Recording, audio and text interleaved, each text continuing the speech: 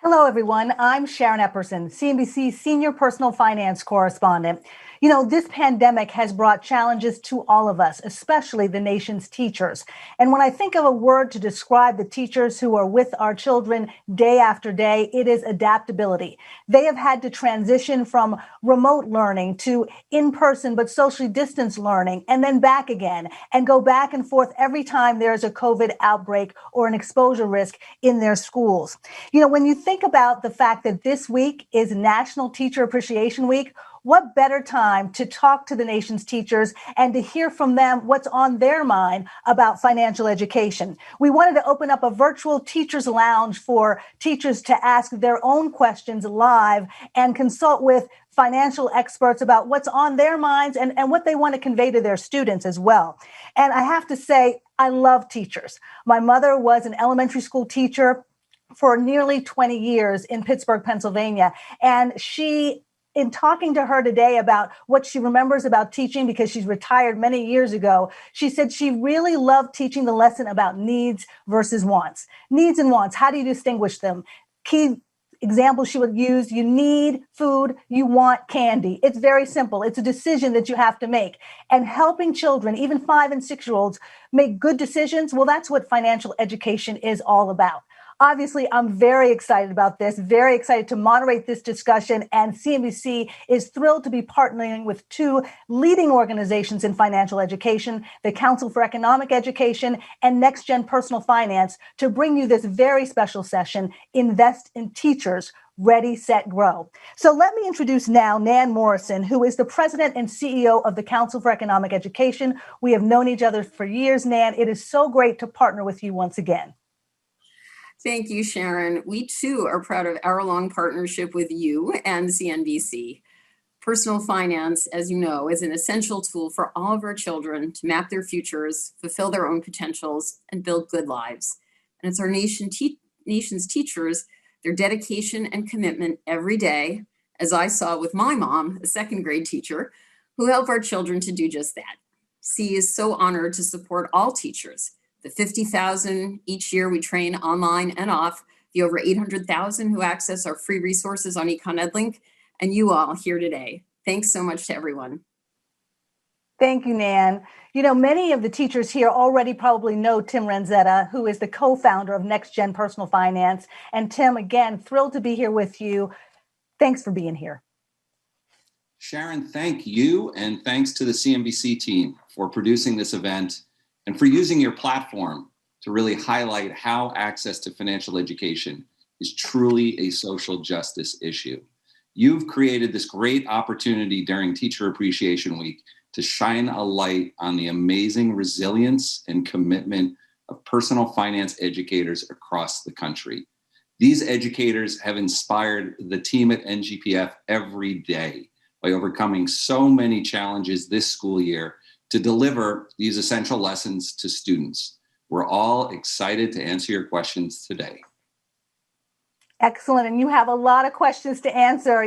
We have a wonderful panel, an esteemed panel joining us today, answering questions live for the next 60 minutes. So let's meet them right now. Tiffany Aliche is the budgetista, and she's helped over 1 million women around the world save more than $250 million and pay off over $200 million in debt. She is also the author of Get Good with Money. You see it, the cover right there. And she's the host of the Brown Ambition podcast, one of my absolute favorites. Dr. Brad Klontz is a financial psychologist. He is a certified financial planner and co-author of the book Money Mammoth. Dr. Klontz is also a member of the CNBC Financial Wellness Advisory Board, and we're always glad to have you, Dr. Klontz. Dan Otter is the executive director of 403B Wise, a nonprofit organization that educates teachers about their retirement plan options. He is also the author of Teach and Retire Rich. He is our 403B guru today. And Lori Schock is the director of the Securities and Exchange Commission's Office of Investor Education and Advocacy. Lori's a leading expert on investor protection issues and advises the SEC on all matters involving retail investors. That's you and me. And we want to thank all of our panelists for being part of today's event and for joining us in this very special Teachers Lounge.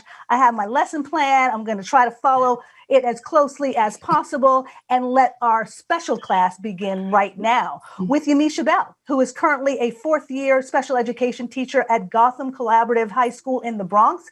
Her love for personal finance grew from her own journey of paying $27,000 in debt over 7 months. Congratulations to you on that, Misha. She is currently working with her school to create a standalone personal finance class. Yamisha, what's your question? Well, first, I would just want to say thank you all so much for being here today. It means so much to all of us here as teachers. And also, of course, happy Teacher Appreciation Week to all my other teachers who are tuning in. Woo! With that being said, teachers work so hard to ensure the success for our students. What are ways that we can ensure our financial success? And that includes building wealth and making sure we have a dignified retirement. Dan, that sounds like a question from you, from one of the most energetic teachers I've ever met. I'm sure every student wants to be in your class, Yamisha. Dan, what's your answer for Yamisha? Well, I agree with that. And what a great question to start this off with. My advice is simple, but it's not easy. Save as much as you can as soon as you can. And one of the best ways to do that is through the two 401k-like supplemental retirement plans available to teachers, the 403B and the 457B. When used correctly, they can be powerful wealth building tools. Dan, can I ask you one quick follow-up? And I know we're going to get into it through the course of this session, but if there are one or two things that you could tell teachers is different from what they may hear about other plans like a 401k, what is the main difference between the 403b and the 401k? That's an excellent follow-up question. Yeah, there's really two main differences. The one is that your employer is going to take a hands-off approach, unlike the 401k world. And so what happens is the void gets filled by these sales agents that come into teacher staff lounges and they hit them up on the internet through email, spam email. And then the second thing is the investment choices are generally going to be a lot more expensive in 403b plans than 401k plans. Although I will say the 457b tend to have better, lower cost investment choices than the 403b. We're going to get into a lot more detail on that, I know, throughout this hour. But Yamisha, I thank you for kicking us off with that question. And I look forward to maybe sitting in on one of your classes one day. Thanks for being here. Now we want to meet Molly Tyson. She's coming from Lorain, Ohio. And before she became a high school teacher, Molly worked in higher education and was program manager for the Goldman Sachs 10,000 Small Business Program in Cleveland. Molly now teaches personal finance, business, and math at Lorain High School. And Molly, go ahead with your question. Thank you so much. And hello from the Buckeye State. I am curious for your panelists to know how they feel K through 12 financial literacy education can help to break the cycle of poverty and bolster the middle class.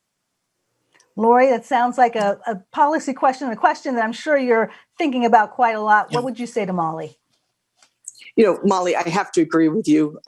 Personal financial education is the cornerstone to breaking the poverty cycle. You know, the views I express here today are mine and mine alone and don't necessarily represent that of the SEC. That's a disclaimer I have to give. But at the end of the day, you know, you provide this information to your students through your personal finance classes. And that may be the only place that they hear this information because a lot of families don't talk about money at home.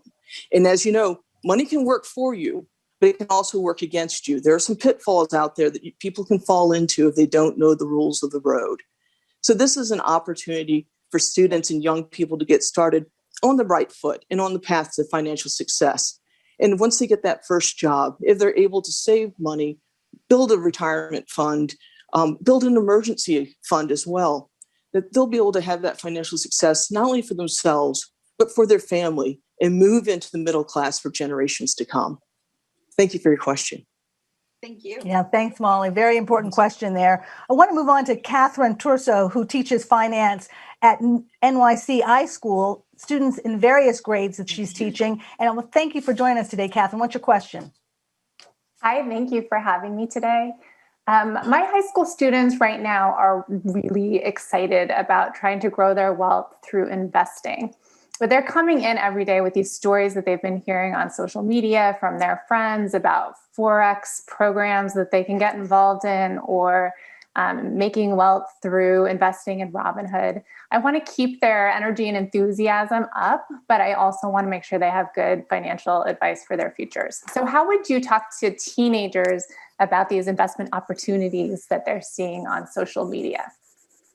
Well, listen, that sounds like a great question for Dr. Klontz. Brad, I have an 18-year-old myself and have gone through exactly what Catherine is talking about, trying to talk sense into him about what he should be focused on. But now I can use Dr. Klontz's advice to add to that. So what would you say? Because there's a big concern about social media and mental health overall, and you have a significant social media presence. I do. And Catherine, you were right on using the air quotes around opportunities. And, I don't know if these cell phones are making us happy or more sad in our lives, but we're wired to have this fear of missing out. We're just naturally wired to do this. We're wired to do everything wrong when it comes to money, which is a theme that I hope to talk about a lot today, is we're all crazy when it comes to money. And so we have this essentially a tribal brain, and we're really much connected to what everyone else is doing around us. And so I think one of the most powerful things is to educate our students around this massive vulnerability we have to be feeling bad all the time and to fear that we're missing out, which leads to terrible, self-destructive financial decisions. Thank you. The race to be like everyone else and lose money like those other people. That's what we don't want them to do. Thank you so much for your question. Joey Running is a business educator at the high school and community college levels in Albany, Oregon. And she is currently serving as the president of the Oregon Business Education Association and a volunteer with the Oregon Council for Economic Education. Joey, thank you for joining us from all the way in Oregon. What is your question? Hello from the Wild, Wild West. I'm hoping you can help me with some unique ideas for my female students and the need to plan ahead. They earn less on the dollar and live longer than their male counterparts. I want them to understand the importance of the numbers and their future selves. Absolutely. Tiffany, this is something you deal with all the time on Brown Ambition and all of your platforms. What would you say for Joey to do? Hi, Joey. As a former teacher and someone who is a bonus mom of a precocious 14-year-old young lady, one of the things I do with her, I call her Supergirl, is that I try to make the lessons real. So just this summer, she started her own business. So you can possibly have a classroom business to show young women in the classroom that it's possible that they can make money outside of traditional avenues. Also, too, teaching them how to invest, but teaching them in a way that's fun and exciting. So Supergirl got her first pair of Crocs and she was excited, and she explained that there was a line at the mall when she went to get it. And she said, they're pretty popular. And I was like, when things are popular, sometimes they might have a stock that might be currently going up. And she was super excited to go online to see that that was indeed true. We use something called Sink or Swim. It's a great tool that you can use where you don't actually have to put any money into. You can play the stock market online. So making it real for your girls, teaching them how to manage their money and to earn more outside of traditional avenues.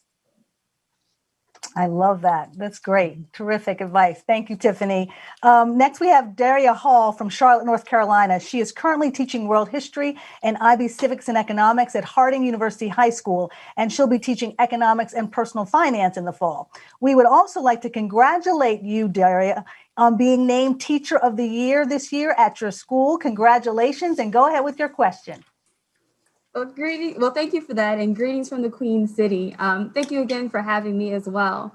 My question to the panel is, what do you think is the most important financial concept or rule that our scholars should know before they graduate high school? Tiffany, let's have you start that one off. What is the number one financial rule that they need to know? So I think the number one financial rule that students need to know is that they have more power than they think. That they are capable of being in charge of their financial life, and that the sooner they start, the better. That's great and empowering advice. Appreciate that. And Brad, what do you think? I got to say, pay yourself first. And I would like the set point to be, what percentage of every dollar you make are you going to save and invest? Just that is the start point. Real quick math, if people save $5 a day, invested it at 10% return, which is the S&P 500, everyone's a millionaire in 42 years. And so if I could just instill this pay yourself first philosophy, it'll change the world. Absolutely. Excellent. Excellent. Lori, what would you say? I've got to talk about the power of compound interest. This is where your money makes money, and then including those returns, it makes more money. So it has a snowball effect. And this is where, compound interest can work for you or against you. So, if you have investing and you're investing, you make that 10% that Dan was talking about, that's working for you. However, if you have, say, credit card debt, then that's where interest can work against you and you're paying someone. You want to be the person who's being paid. So the power of compound interest gets you paid. Love that one. Love it. Dan, what would you say? I want to echo that last point about the power of compound interest. I like to think of it this way. It's your best friend when you're a saver, and it is your worst enemy when you're a debtor. Absolutely. Absolutely. And so many people don't really understand that concept of the power of compounding, even as adults. So I think it's important that we make sure the children know it, and students know it, but also they can encourage their parents to follow that as well. Daria, thank you for your question and congratulations again. Oh, thank you. All right. We want to move on to Rob Phelan, who is a high school math and personal finance teacher in Frederick County, Maryland. Outside of school, Rob is the owner of The Simple Startup, a workbook and a course for young entrepreneurs to learn how to start their first business. He's also publishing a children's book this summer called M is for Money. Rob has a question for the panel today about teachers and retirement planning. Rob? Sharon, thank you so much for having me on, and thank you all the panelists for giving this great opportunity to teachers to get some questions answered. My question is, when I talk to my colleagues, they want to know how much should I be saving if I've got a pension as well. So a lot of teachers have pensions, not all, but if you do have one, how much should you be saving on top of that to prepare for retirement? Dan, that seems like a real rarity in this day and age to have a pension. If you're a teacher and you have that, that's great to just start off with. But what would be your answer to Rob's question? Well, thanks for the question, Rob. I think number one, first, figure out how much are you going to need to live to retire on, and then find out what will your pension and Social Security yield. Now, your pension agency will be able to help you with that calculation, and then Social Security has online tools that can help you. And I want to point something out. Teachers in 12 states do not participate in Social Security, so it's important to know that. Once you know what your expenses are in retirement, and then once you know what you can expect to get from your pension and maybe Social Security, is that going to be enough to live on? I don't think it is. So you're going to want to save more. And one broad rule of thumb is that for every $100,000 that you have saved, that can yield about $300 a month in retirement.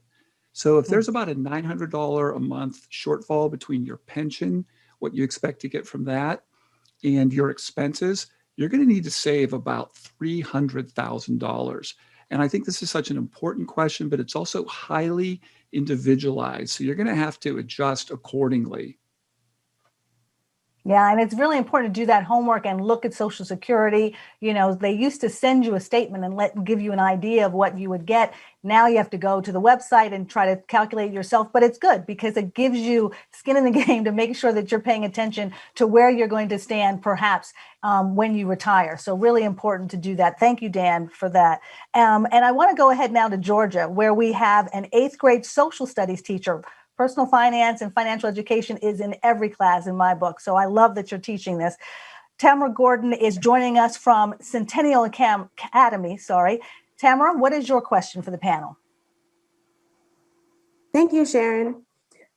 I'm so grateful for this opportunity. While this isn't the case for all of the parents of the children that I teach, some parents think that teaching personal financial literacy is nonsense. How can I overcome that? Now, Tiffany, I know we've talked about this. You have been an advocate for financial education as a former teacher and really involved in making sure it happened at a new level in New Jersey schools. What would be your advice here for Tamara? So Tamara, I totally know where you're coming from. I was a school teacher for 10 years in Newark, New Jersey, and that definitely was some of the pushback that I used to receive. So one of the things I did was to invite the parents into the classroom when we taught financial education.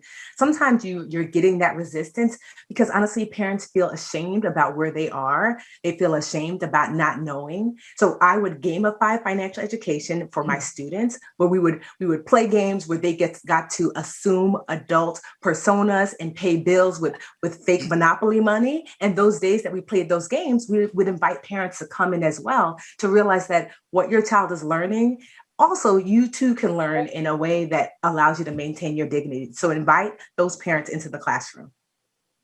Oh, I love that. That's a great idea. That's a great idea, Tiffany. Thank you so much. And thank you for your question. I appreciate that. We're moving on to Florida now, where Aaron Standish teaches K through 12 financial. He's actually the financial literacy coordinator for all of K through 12 for the school district in Palm Beach County. And he's here with a question about personal finance curriculum and standards. Aaron, what is your question? Thank you. And hello from sunny South Florida. And a big thank you to the panel for taking our questions today. So there are states that require instruction and they have adopted personal finance standards, yet these states or schools rarely have formally adopted personal finance curriculum. Teachers are then overwhelmed with having to pick out their own resources for instruction, and they don't always know the best place to turn. So in your opinion, how do teachers best determine what curriculum resources to use to teach personal finance material with their students? You know, this is how much I love doing this, Aaron. I enjoyed going through this list of states with Tim Ranzetta from Next Gen Personal Finance because this individual keeps this on the top of his head. It's amazing. He knows what states are doing, where they are. It's fantastic. So, Tim, this is your question. This is for you. What's your answer? Well, I got to start by thanking Aaron because he just does phenomenal work in Palm Beach County. He's one of the few large districts in this country that have an Aaron, and he's just done such a phenomenal job creating a culture of personal finance there. So I would start answering the question with the recognition that the best way to learn about this is to learn from your peers. And I know many teachers are the only ones in the building teaching the subject. So there's a group out there called Finlit Fanatics that we started several years ago. And there's close to 6,000 educators on it today, sharing resources, best practices, creative engagement strategies. So use that as a starting point. Take advantage of the experience, the wisdom of crowds that exists. And then I think you look for leading nonprofits in the sector who have both comprehensive curriculum as well as professional development. I think that's a piece we need to see more investment from the sector because it's not enough to throw resources out there or curriculum, but also to work with teachers on how to implement it. So just to name a few, I'm a little bit biased here, Next Gen Personal Finance, but also Council for Economic Education, Take Charge Today, and if you're looking for an online curriculum, Foolproof. Excellent, excellent. And Tim, is it okay to use several different curriculum or do you need to stick with one for one semester? What is the best way to do that? Yeah, I think we find teachers like mixing and matching, and I think their students do also. I think there is the variety element and kind of doing the same thing day after day. I think what you find experienced teachers use is they plug in different resources from different curriculum providers. Great question. Thank you. Thank you, Tim. Thank you, Aaron. Glad you're with us. And thanks for the work you're doing there in Palm Beach County. Maggie Woltman is going to join us now from Livingston, New Jersey, and she teaches personal finance and entrepreneurship at Livingston High School. Today, she's curious about researching new investment opportunities. Maggie, what's your question?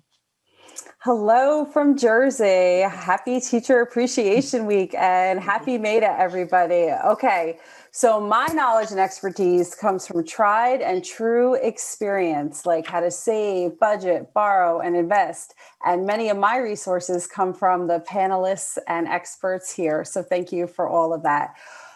Many students, my students across America are so interested and wanted to discuss all about the digital currencies and NFTs.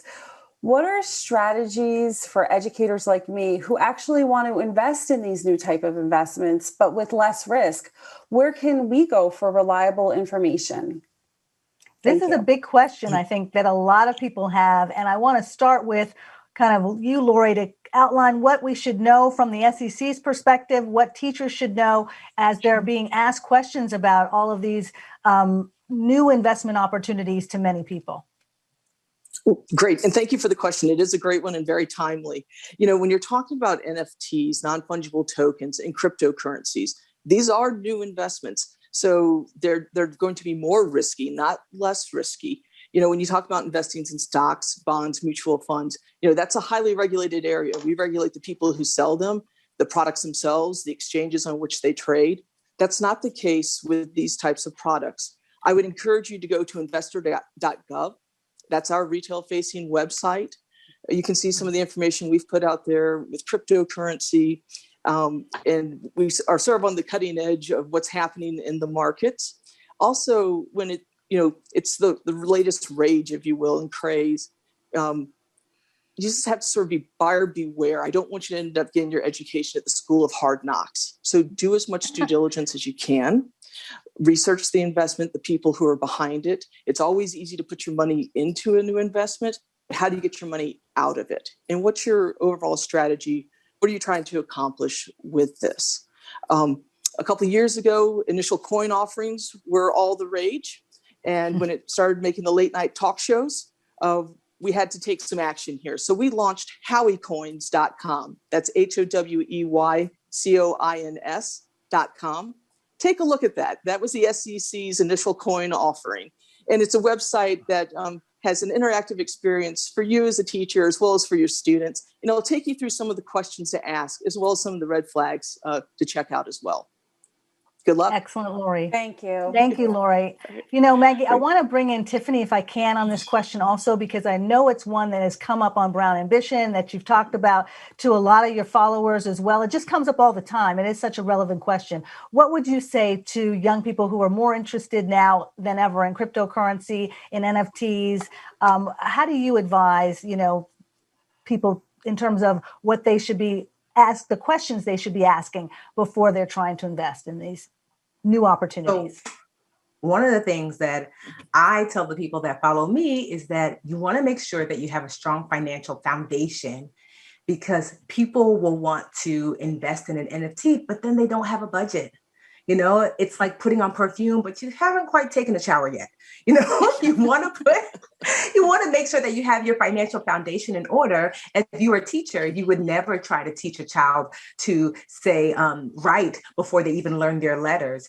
So that's what's critically important. And also too, if you really want to be excellent in anything, you want to be a good student of it.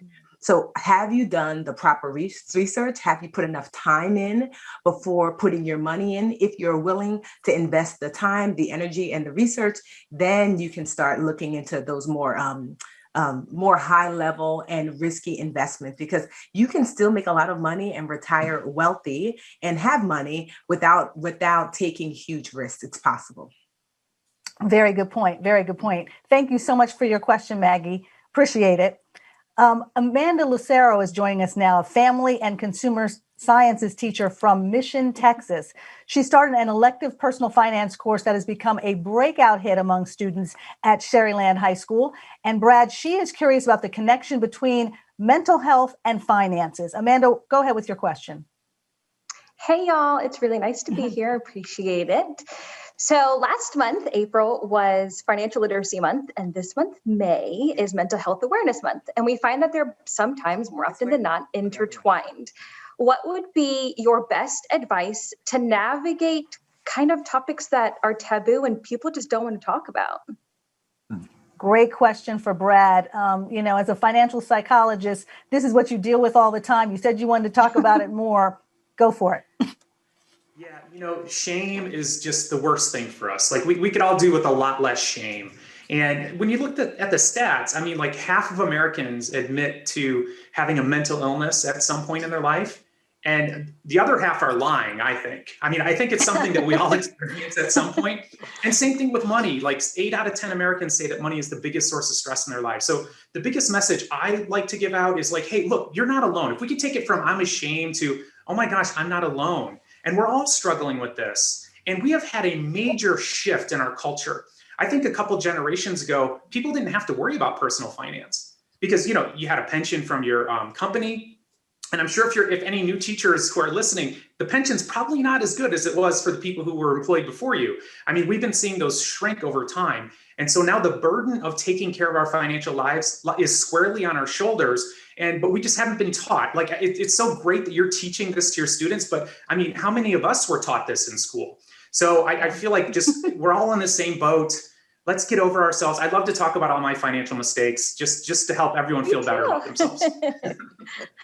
I think that's important, Brad. I think you brought up a good point. How important is it for teachers to talk either anecdotally of friends or of their own situations to really bring it home as to the challenges they're facing financially that have a psychological impact? How important is it to bring it up in the classroom or bring it up in the teacher's lounge to your colleagues? And what help can it provide if you are having those conversations? I think it's incredibly helpful because chances are the other person's going to like breathe a sigh of relief going, yes, I know. Yeah. I mean, like, who hasn't made a terrible financial decision or a terrible investment? And I feel like it's a catharsis just when we can start talking about it, because again, like 8 out of 10 Americans say that money is the biggest source of stress in their lives. We're in the richest country in the world historically. So this is something that's universal, and all you have to do is start talking about it a second or two and everyone's going to relate, because we're all in the same boat. You're not alone. Yeah. I find it, Amanda, helpful when my daughter has found it helpful as a high school sophomore to hear what her teachers are going through. The fact that her pre-calc teacher has 3 kids under the age of 5, she can't even believe it. She's like, how is she still teaching me and making up the quizzes and doing all these things? And so teachers being real about their situation, it definitely impacts students and teaches them just real life situations that they're going to have to deal with, or that they can at least be more empathetic about, which I think is so important. So Brad and Amanda, thank you very much for that one. We'll probably delve into that a little bit more because, like you said, it's a big topic. It's a big topic.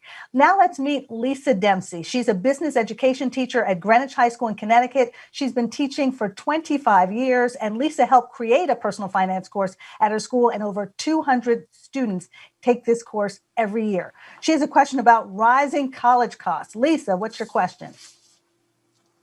My question changed a little bit. First of all, I've been teaching a total of actually 34 years, because before I started teaching at Connecticut, I taught in 9 years in New York.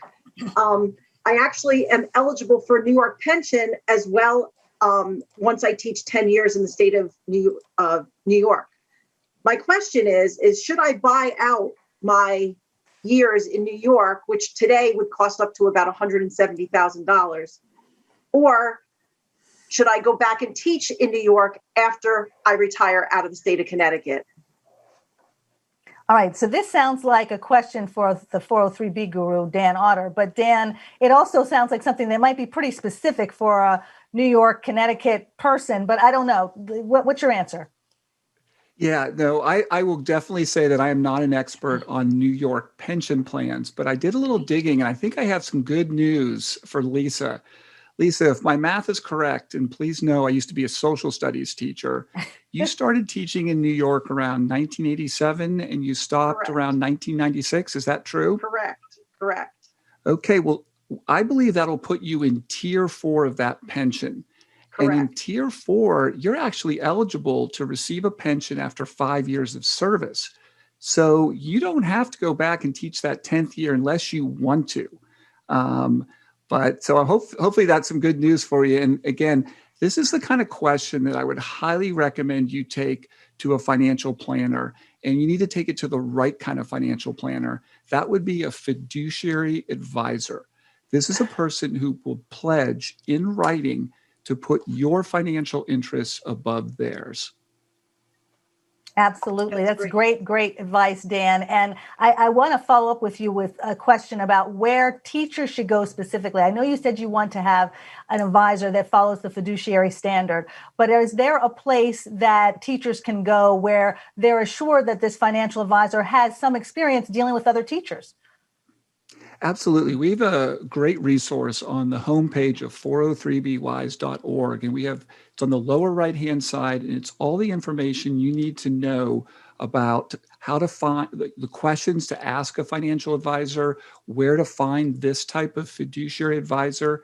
We even have a fiduciary pledge that you can print out and have your advisor sign. Now, if they don't want to sign it, then you know you've got the wrong financial advisor. Absolutely. Great advice. And I do have to plug that CNBC also has a financial advisors council. All of the advisors on that council are fiduciaries as well. And you can go to cnbc.com and put in financial advisors council. You'll see the names come up. Many of them may be the same that are on 403bwise.org as well. But absolutely, if you haven't already, but I know you have, bookmark 403bwise so that you know to go and look for a financial advisor. Having that person on your team is so important, and you want to make sure you get the right one. So thank you very much for your question, and thank you, Dan. Amy Plackmeyer is a business teacher in Boyne Falls, Michigan. She has 17 years experience working with high school students in technology, computer applications, personal finance, and entrepreneurship. All of those go so well together. Amy, you want to get panelists' reaction to your question. What is it? Hello, first of all, from the Great Lakes State. If you could only teach 3 ideas or concepts to your personal finance students, what would you choose and why? Dan, let's start with you this time. Sure. Start investing early so you can take advantage of the power of compounding. Number 2, invest with low-cost companies like Fidelity Investments and Vanguard. And number 3, show your students the movie, The Big Short. It'll teach you a lot about market bubbles. That's great. Yeah, that was a great family movie night. We like that one for sure. Lori, what, that says a lot about my family. Like, okay, we're a money nerd. I got to bring it to everybody, I guess. Lori, how would you answer that question? As a regulator, I like to talk about fraud, fees, and risk. So when I talk about fraud, nothing's going to derail your financial fitness faster than fraud. And so how do you protect yourself against that? Well, when it comes to investments, the people who are selling these need to be licensed. You can go to investor.gov, and it's as simple as putting in the person's name. If they don't show up in that database, that is a big red flag. And before you turn over your hard-earned money, do some more due diligence. Also, most of the products that are sold are registered. And again, you can do that background check on investor.gov. Now, there are some products that are exempt from registration, but the majority are going to be registered. So you need to understand that if they don't show up in Edgar, then go do some more homework before turning over your money. Fees. Let's talk about fees, because all investments have fees. And when we're talking investing, we're talking putting your money into potentially the stock market for decades. And so what sounds like maybe a small differential of 1% or even less has a huge impact on the overall amount of money that stays in your pocket versus going into someone else's pocket. So take a look at the fees. We have a cost calculator for mutual funds and exchange traded funds. So you can do that side-by-side comparison. Again, doing your homework before you invest will help save you that money and keep it in your pocket before going into someone else's. And then risk. During periods of market volatility, that's when investors experience the most risk. And are you solid in your financial plan? Do you know what your long-term investment horizons are? Can you manage that risk? And one of the best ways to do that is being diversified. And that means that you don't have all of your eggs in one basket. We take investor complaints and questions at the SEC, and the saddest ones that we receive are, I've lost all of my life savings. I invested everything I owned in one particular asset and it's gone. Those are devastating, especially when they come from older Americans who may not have the time or resources to build them back up. So getting off the good start with that, being broadly diversified will go a long way to securing your financial future. Yeah. Laura, you brought up Thanks. such a good point, because so much of financial education is about managing money, building money, and rarely do they get to the point that I think is most important, which is protecting your money. Even if you've only made a little bit, you want to protect every penny that you've been able to manage and grow. And so those points that you brought up are really well taken. And the investment advisor search function on the website, on the SEC website, is one I go to all the time, because I get pitches from financial advisors or PR companies for financial advisors, or a friend mentions a financial advisor. And the best way to tell if that's somebody that you may want to do business with is to go to the SEC and see if there are any complaints against them. You want to know. You want to know who you're dealing with. So that's something that you really should tell the students as well. And Tiffany, what would you say to Amy's question? Amy, the three concepts that I would teach. Number one, money mindset. Because no matter how many times I teach a lesson, it's not going to stick unless there's a shift internally. So we can start teaching students as early as possible how to think about money in a way from a judgment-free place and also in a way from a place of positivity and abundance. That will go a long way. Number two, I mean, they don't call me the budgetista for nothing, budgeting, right? So people don't like to hear budgeting, but it is a cornerstone for your financial health, right? So budgeting is going to help you with savings. Budgeting is going to help you with your debt. Budgeting is going to help you with credit. So budgeting. And number three, learning to earn.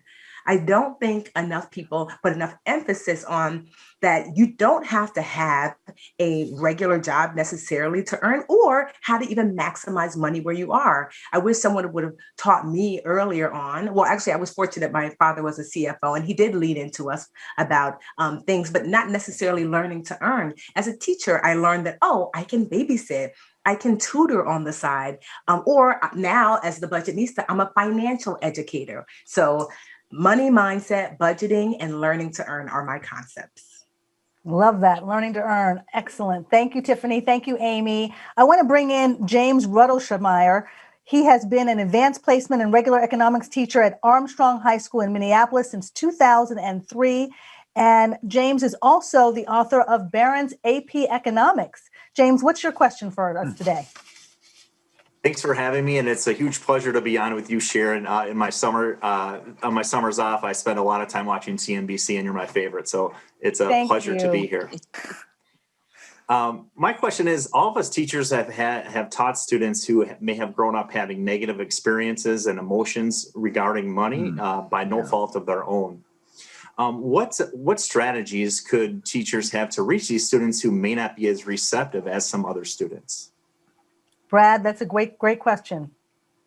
Well, yeah, and as the son of teachers who divorced and I was low income, I didn't know any rich people growing up. I didn't know what millionaires did, how they thought. And I think what is so empowering is when I started to research that, and I've done my own research, I've read other studies, and we've got it all wrong around how most millionaires are in the United States. And I feel like it's incredibly empowering to just understand the truth. Because when I grew up, I had all this negative beliefs around money and rich people, and it was a big mystery. But studies have shown, for example, most of them went to public school. Most of them are first generation earners, and they're hustlers, they're savers. And what really shocked me is they're not spenders. Like social media lies about this. Actually, most millionaires describe themselves as frugal. They actually downplay how much money they have. They're not the big spenders. And I find that to be extremely empowering. I'll give you one other stat that is mind-blowing for a lot of the students, because they hear from social media, if you want to become wealthy, you have to take big risks and start a business. 7 out of 10 millionaires are employees in the United States. And many of them are becoming millionaires by investing in their retirement accounts. And so for me, I found that coming from a lower income environment myself, extremely empowering to realize, whoa, this is something that I can have and something I can get. And on the psychology side too, the thing that really concerns me, because we've done a lot of studies on this right now, beliefs that money is bad, rich people are greedy, money corrupts, these are highly destructive for somebody's financial health. I mean, it leads to lower income, lower net worth, more credit card mismanagement. And so I always try to find examples for those individuals of people who look like them, who come from where they come from, who are doing incredible things in the world and trying to educate people on the wonderful side of wealth. And you can do incredible things if you have more resources. Thank you very much. Excellent. I heard people gasp when you gave that statistic about millionaires and where the millions really come from. So great information. Thank you, James, too. Thank you for your question. Moving to West Hartford, Connecticut, Marianne Taft is joining us now from Hall High School, and she's been teaching financial literacy, marketing, and entrepreneurship for over 15 years. She encourages her students to start investing as early as possible, and she's looking for some insights that she can take back to the classroom. Marianne, what's your question? Thank you so much for taking my question. My question is, I'm passionate about getting my students to invest as soon as possible, right when they're in high school. What advice would you give to a soon-to-be graduating high school senior, 18 years old, who wants to take some of their graduation money and invest it in the S&P 500 index fund? And also, I'd love to know your thoughts on micro-investing apps, which my students have a lot of interest in. Thank you. Yeah. Brad, you're putting on your CFP hat now, your Certified Financial Planner hat. So can you answer that question too? Okay, so I'll swear this is not a setup. I know Acorns is helping sponsor this, but I'm actually going to talk about the Acorns app. And by the way, I'm not getting paid to do this. This is just my legitimate opinion. It's a great way to get into micro investing. And I'd also want to educate my students too. The S&P 500, for example, is just one asset class, and that's okay. It's just one asset class though. And so many financial experts recommend do-it-yourselfers, people starting out, look into target date funds. And so I'd want to educate students on that too, where it can give you a broader, more diversification across other asset classes. But the one thing that I really, really want to drill into their minds and just expose them to are the studies around trading and the fact that even 95% of traders on Wall Street, I'm talking the pros who get paid tons of money to try to beat the S&P 500, 95% of them can't do it over a 15-year period. And so I'm always trying to discourage people from doing things that are most likely to not be successful. Very important example right there, definitely. Thank you, Brad, and thank you, Marianne, for your question. Courtney Poquette teaches business at Winooski High School in Vermont, and she earned her MBA from Southern New Hampshire University. She also trains educators across New England, actually, to teach financial literacy courses at the Center for Financial Literacy at Champlain College. And Courtney, why don't you get started with your question? Sure. Thank you so much for having me. So my state recently proposed sweeping changes around teacher retirement plans. And I know that this is happening all across the country.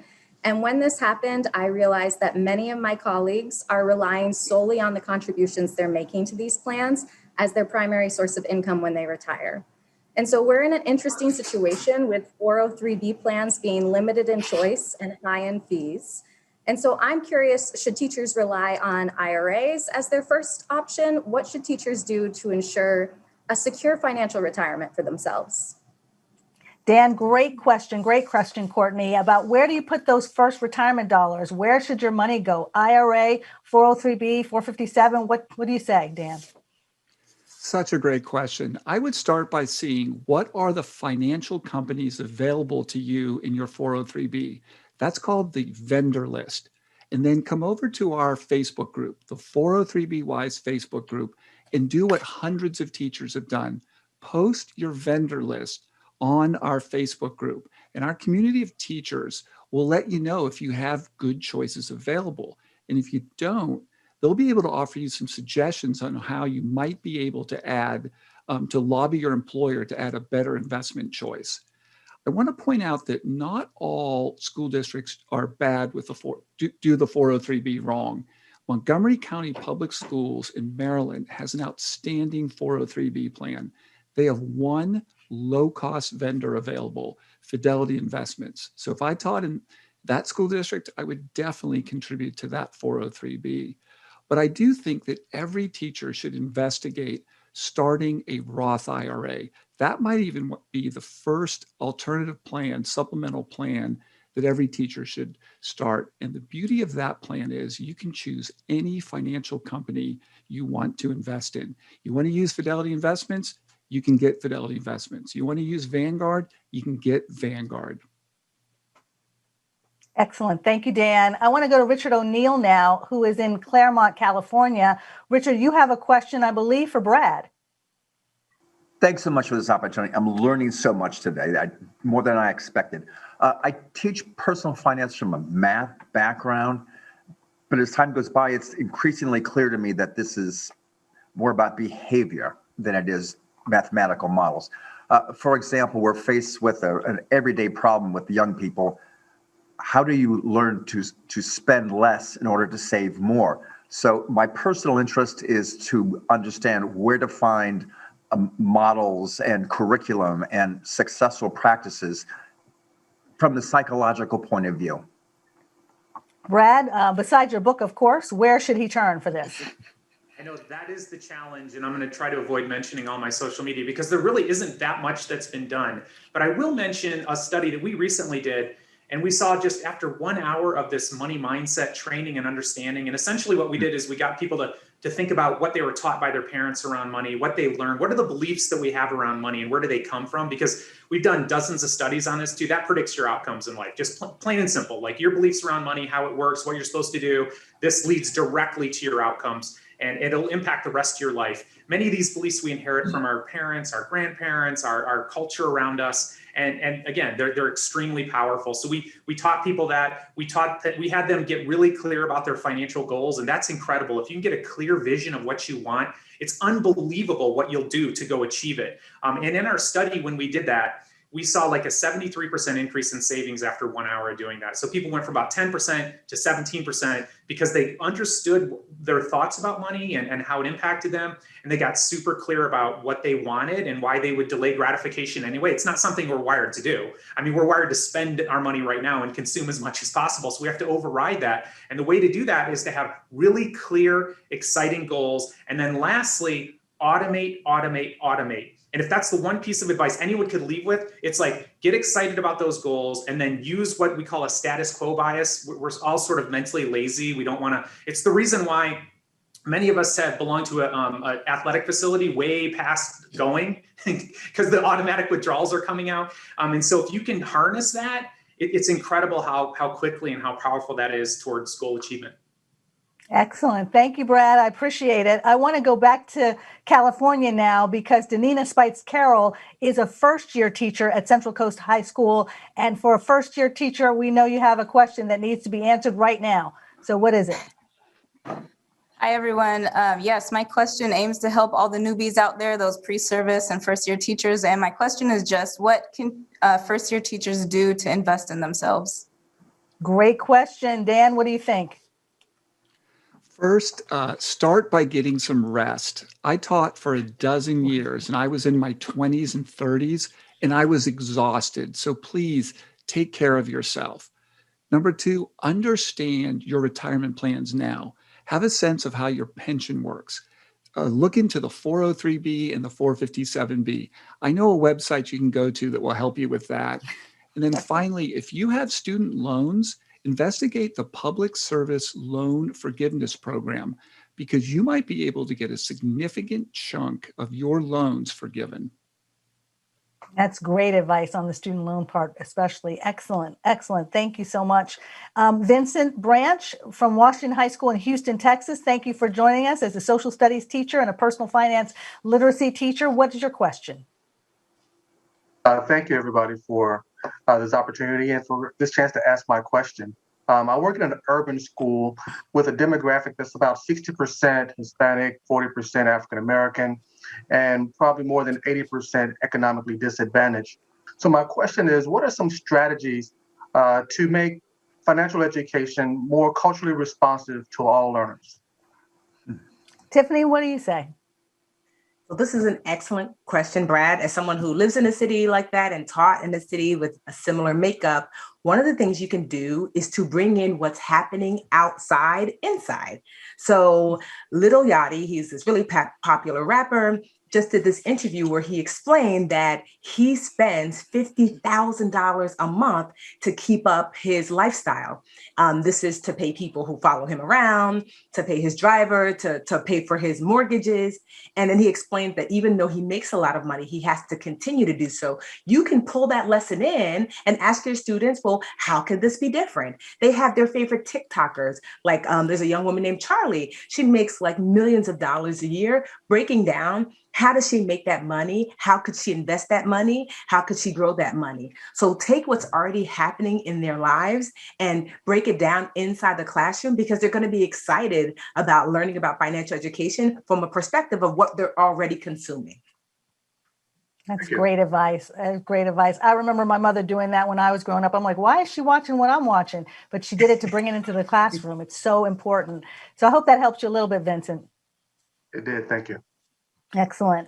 Diana Mondoro is a business education teacher in Livingston, New Jersey, and she joins us now with her question. Diane?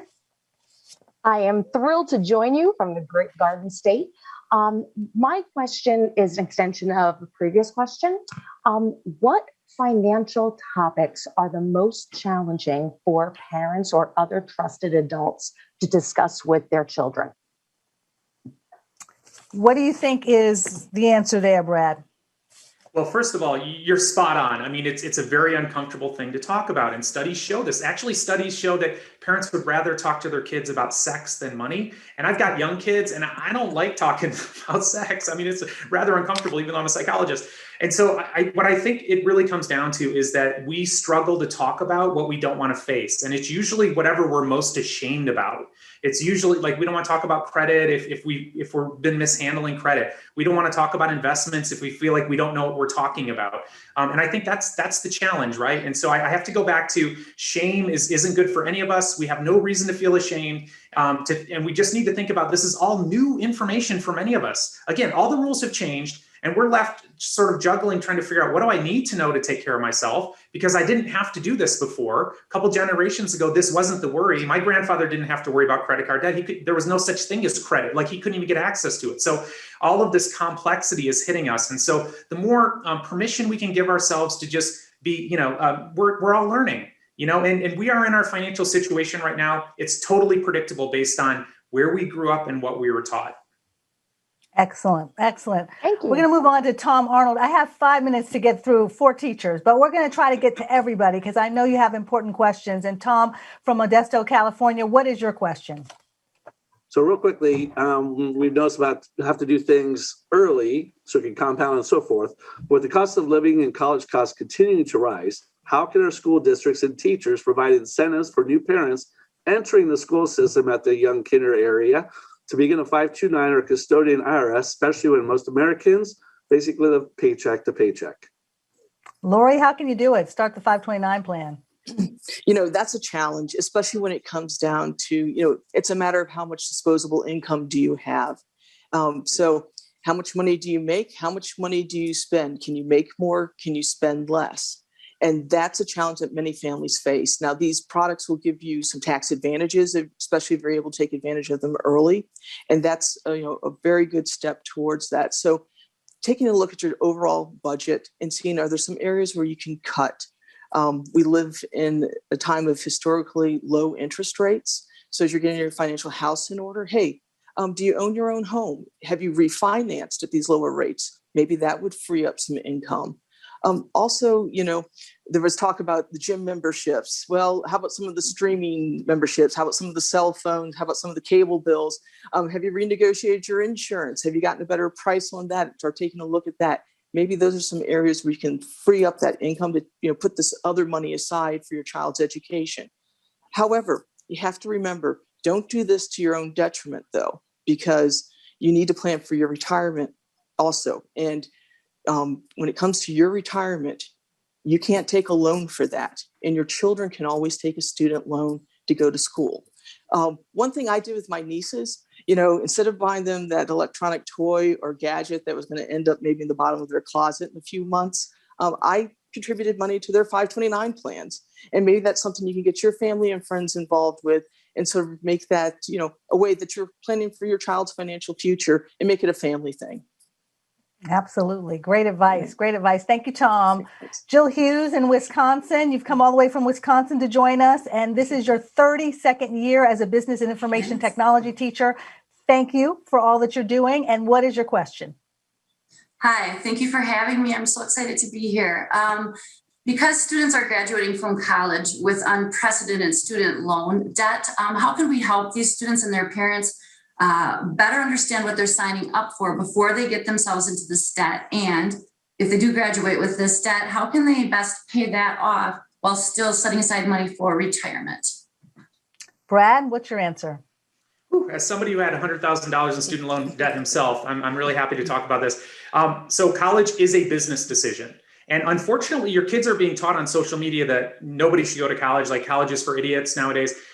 Meanwhile, the Department of Labor says that the average college grad is still going to make $1 million more during their lifetime. And so this is really important information, but your major matters. And so the Department of Labor also will show you how much money people are making on average who come out with those degrees. And so I think that research is super important. And then on the paying the debt side, you're going to feel richer than you've ever felt when you get your first job. And so what I really encourage people to do before lifestyle inflation kicks in, tackle that loan. And for me, I paid off $100K in 3 years by by paying $30,000 a year at it. And I just live like a total pauper, which I was used to doing. So if you can go in with that mindset that those student loans don't have to ride you the rest of your life.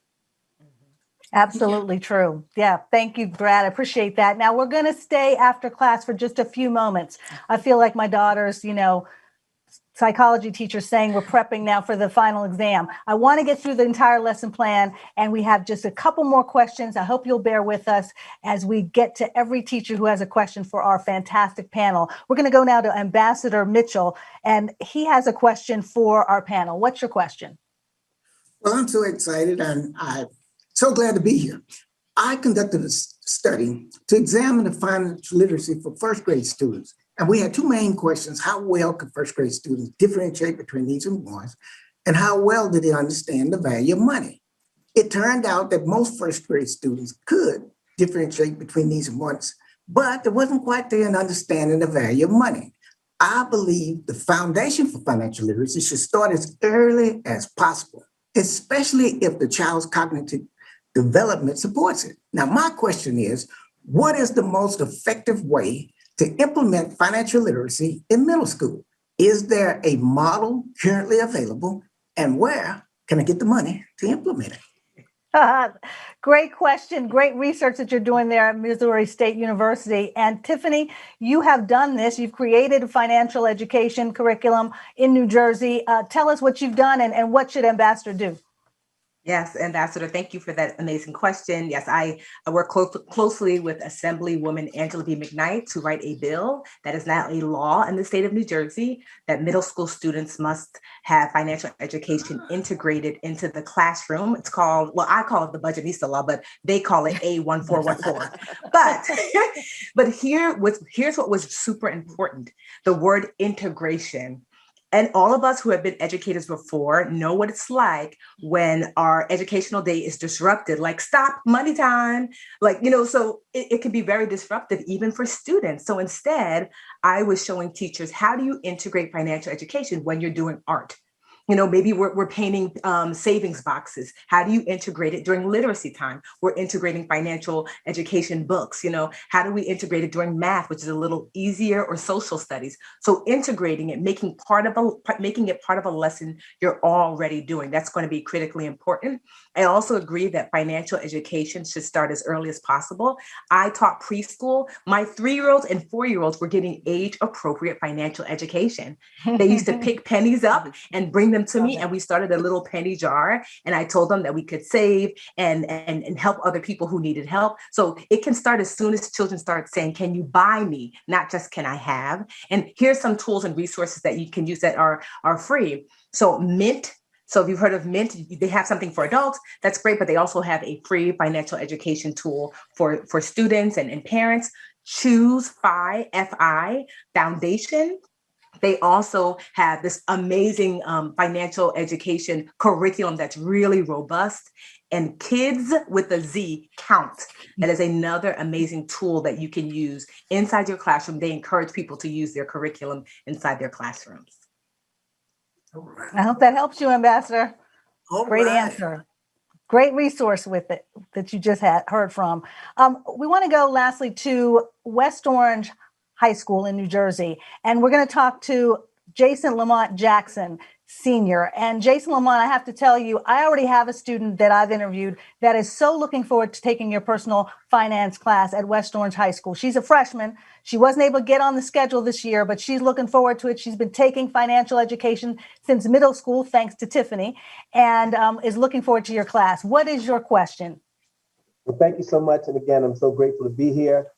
As non-licensed financial planners, what would you suggest educators do to get to the families of our students, right? The students are the first to learn about financial literacy in the classroom, but the families are not. And so that topic of financial literacy may be taboo. What would you recommend we do to get outside of the classroom? Yeah, it's a very good point. And Tiffany talked about it a little bit. Dan, what is your thought on that? For bringing parents into the classroom? Yes. And then you're bringing the conversation home. Absolutely. I think you can give assignments that involve asking parents about, financial questions. Have them, talk about what it was like when they were growing up, maybe their first job, maybe how their families approached money. I would begin it that way. And I think you have to be cautious. You don't want to make it threatening. I think you have to start with kind of some basic questions. Yeah, it's true. Starting with those basic questions is key. I feel like I've missed the bell here, Jason Lamont, and I've gone over, but I wanted to make sure we got your question in, and I wanted to thank you for what you're doing in West Orange, because that is a community I have spent some time reporting in, and it's really been interesting to watch how much the students really appreciate what they're learning and are literally taking it home and trying to do some on their own and work with their families as well. So thank you for being here with us today. Appreciate it. Thank you. And I want to thank everybody for attending this tremendous event, Invest in Teachers, Ready, Set, Grow. We all love one another. I love teaching. And even though I am not one of you, I feel like I'm one of you because I grew up in a family of educators. I really want to thank also our partner in all that we do with Invest in You, which is Acorns, and introduce to you Kevin Hooks, who is the Chief Community Officer at Acorns. Kevin, thank you for being here and for working with CNBC on this really important project.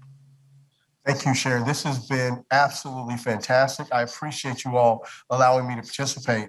And teachers are so important to me and to Acorns. When I was in the second grade, I was identified as gifted and talented, but my teacher noticed that every day I would come to school lethargic, but it was because I didn't have enough food to eat at home. And so as a result of that, she would sneak me granola bars. And 42 years later, I am so excited to be able to pay this forward. Every teacher today who was able to ask a question, we're going to set up an Acorns account and fund it with $50 for each one of the teachers who asked a question. And that's just my little way of paying it forward. 42 years later, I'm the Chief Community Officer at this great organization called Acorns, and I'm so excited to be here. I love what you guys are doing, and thank you for all of your efforts to help us become better people.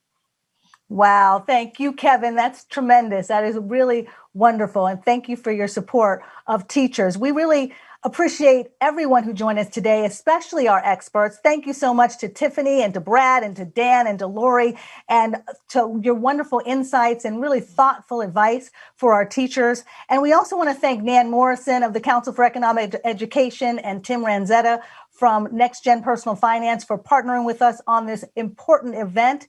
And keep in mind that the video from this event, the full video, will be provided to nearly 1 million educators across the country. We're really excited to do this along with CNBC, to do this along with all of these amazing leading organizations in financial education. And if you want to watch some clips from today's event, please go to cnbc.com/investinYou. And if you would like to participate yourself in our learning series that we've created with Invest in You, go to cnbc.com/money101, and you'll become part of an 8-week learning series called Invest in You Money 101. And we'll talk a lot more in that series about things that were discussed today that will be great for you as teachers, but also for your students. Thank you again for taking the time to hang out with us in the virtual Teachers Lounge. Thank you for allowing us to go a little bit over time because there's so much we wanted to get through. And I really look forward to joining you the next time. For CNBC, I'm Sharon Epperson.